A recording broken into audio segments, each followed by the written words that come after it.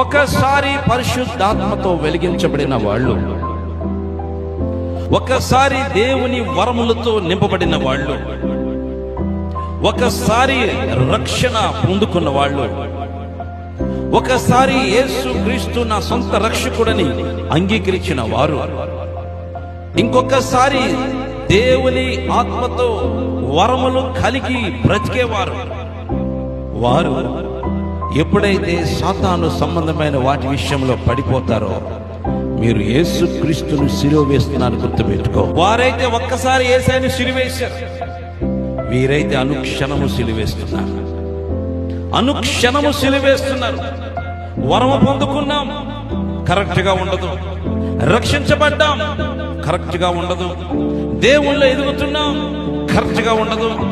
మన జీవితాలు మారో, మన తలంపులు మారో, మన ఆలోచనలు మారో. ఎప్పుడు చూసినా లోక సంబంధమే.